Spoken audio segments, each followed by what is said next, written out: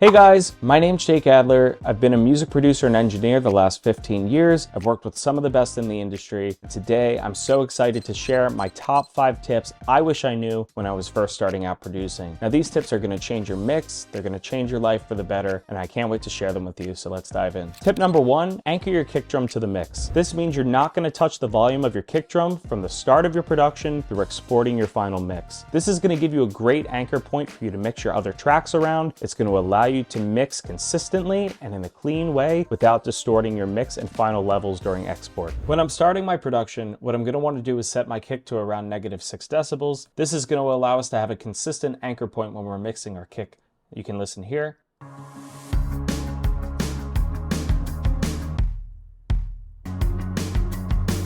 This is going to allow us room to mix the other instruments around this kick anchor without having to worry about compromising the integrity of our mix down the line. Tip number 2, create space in your mix. Think about your mix as an orchestra. Think about the way that an orchestra hall is laid out. You have the drums in the center, the bass central left, then you have the pipes on the right, you have the violins on the left, you have the cello on the far right. It's important to create space for each instrument and their individual frequencies. The easiest way to find space in the mix emulating this orchestra like sound is by panning far to the left, far to the right, and finding room for each individual instrument. So to create this orchestra panning effect like I mentioned, we can use these panning knobs down here to either pan 50% to the left, 50% to the right, or straight down the center. So as you can hear here, this panning effect, it's all the way to the left, moving around, all the way to the right, and then right back to the center. Now, I don't like to pan my guitars straight down the center. I like to just keep my bass and my kick in the center, and I like to pan my guitars either off to the left or to the right. The truth is, it's up to you where you pan your instruments. It depends where the frequencies sit best in the mix and your preference.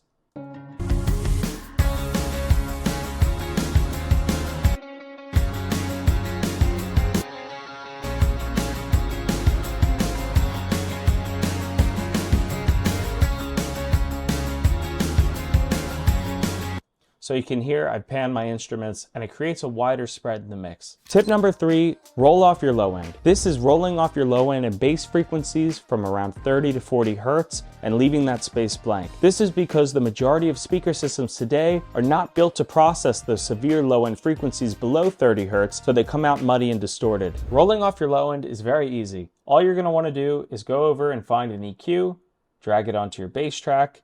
We're going to isolate this. And let's listen to it without the roll-off. And now here, we're going to select this roll-off, and it's automatically at 30 hertz for us. So now let's listen. That's with, without, with, without.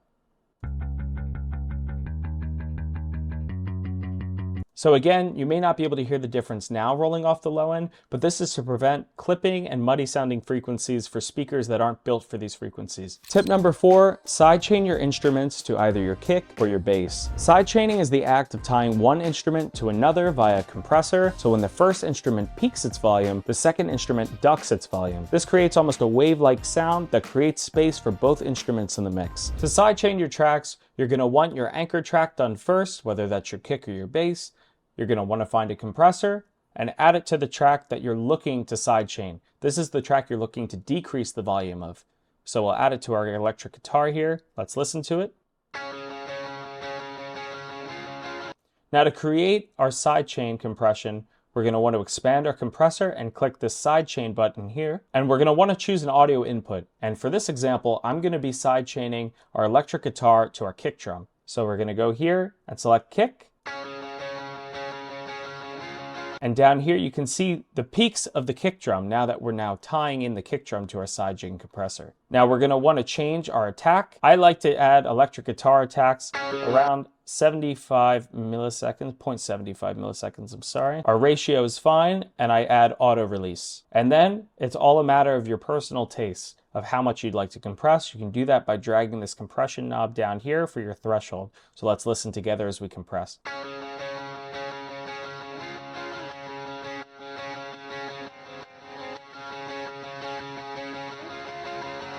And there you have sidechain compression. So let's listen out the isolation here, what it sounds with and without. So this is without, and this is with.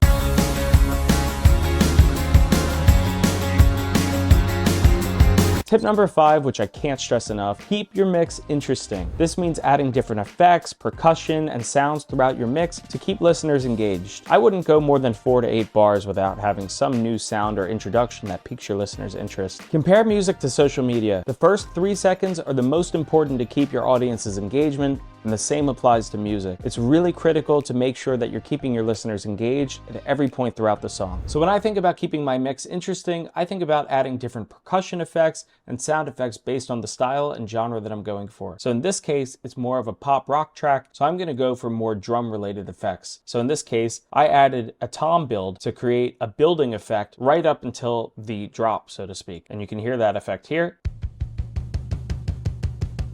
And this is what it sounds like in action.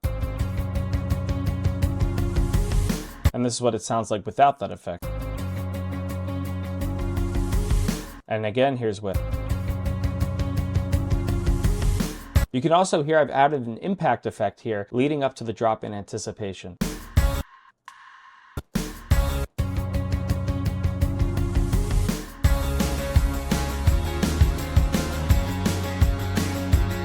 Then what I like to do to keep it interesting is I add drum fills after either 8 or 16 bars. So here's one of the tom fills I have.